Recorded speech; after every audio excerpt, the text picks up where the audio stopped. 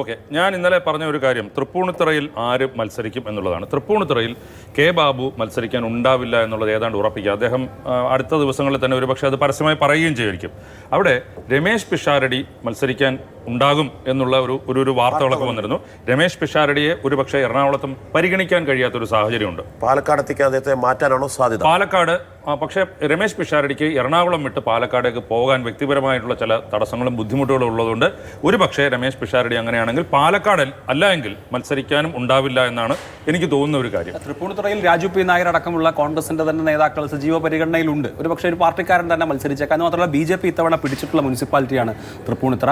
BJP നല്ലൊരു സ്ഥാനാർത്ഥിയെ field ചെയ്യാനുള്ള സാധ്യതയുണ്ട്. അതുകൊണ്ട് ഒരു മികച്ച മത്സരത്തിലേക്ക് പോകുന്ന എറണാകുളം ജില്ലയിലെ മണ്ഡലങ്ങളിൽ ഒന്നായിരിക്കും. KS രാധാകൃഷ്ണൻ കഴിഞ്ഞ തവണയും ഒരു നോക്കിയതാണ്. അതുകൊണ്ട് തന്നെ BJP ഇവിടെ നല്ലൊരു മുതിർന്ന നേതാവ് ശിവശങ്കർ തൃപ്പൂണിത്തുറ കേന്ദ്രീകരിച്ച് പ്രവർത്തിക്കുന്ന ആളാണ്. ഒരുപക്ഷെ BJP ഒരു സർപ്രൈസ് കാൻഡിഡേറ്റിനെ ഇപ്പോൾ ചില മണ്ഡലങ്ങൾ അവർ ലക്ഷ്യം വെക്കുന്നുണ്ട്. ഇപ്പോൾ കൊടുങ്ങല്ലൂർ പോലെയുള്ള മണ്ഡലങ്ങൾ, അതുപോലെ അതിൽപ്പെട്ട എറണാകുളത്തെ ഒരു മണ്ഡലമാണ്. എറണാകുളത്ത് അവർ പ്രധാനപ്പെട്ട നോക്കുന്ന ഒരു മണ്ഡലമാണ്.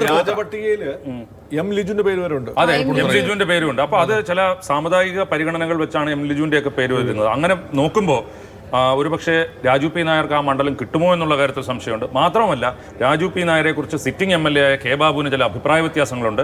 ഇത് മാത്രമല്ല, കോൺഗ്രസിനെ അവിടെ കുഴയ്ക്കുന്ന ഏറ്റവും വലിയ പ്രശ്നം VD സതീശന്റെ സ്വന്തം ആളായ ഷിയാസിന്, അവിടുത്തെ DCC പ്രസിഡന്റിന് ഒരു സീറ്റ് എറണാകുളത്ത് വേണം. കളമശ്ശേരി കൊടുക്കില്ല. കളമശ്ശേരി മുസ്ലിം ലീഗ് കൊടുക്കില്ല.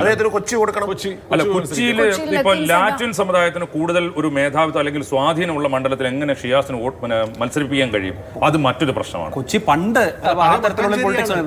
പഴയ മട്ടാഞ്ചേരിയാണ്. പക്ഷേ അവിടെ മത്സരിച്ചിട്ടുണ്ട്, മത്സരിച്ചും ജയിച്ചിട്ടുണ്ട്. ഇപ്പൊ KJ മാക്സി അവിടെ വലിയ തോതിൽ ഒരു സ്വാധീനം എന്ന് മാത്രമല്ല, ഇപ്പൊ കോൺഗ്രസിനെ സംബന്ധിച്ച് പ്രത്യേകിച്ച് ലത്തീൻ ബെൽറ്റിൽ സ്ഥാനാർത്ഥി മോഹികൾ ധാരാളം ഉള്ള ഒരു സീറ്റാണ് കൊച്ചി. കാരണം അവിടെ സിറ്റിംഗ് സീറ്റ് അല്ലാത്ത സീറ്റിലാണല്ലോ കൂടുതൽ ആളുകൾക്ക് വരിക. അതിൽ തന്നെ ലത്തീൻ വിഭാഗത്തിൽ നിന്നുള്ള ആളുകൾക്കാണ് ഈ പറഞ്ഞ കൂടുതൽ താല്പര്യം. അങ്ങനെയൊക്കെ വന്നു കഴിഞ്ഞാൽ ഷിയാസിനെ അവിടെ ഇട്ടാൽ സ്വാഭാവികമായി കോൺഗ്രസിൽ നടക്കുന്ന കുതികാൽ വെട്ടുകൾ ഒരു പക്ഷേ ഉണ്ടായേക്കാം എന്നൊരു ആശങ്ക ഇല്ലാതില്ല. അങ്ങനെയാവുമ്പോഴും ഡൊമിനിക് പ്രസന്റേഷൻ ഉണ്ട്.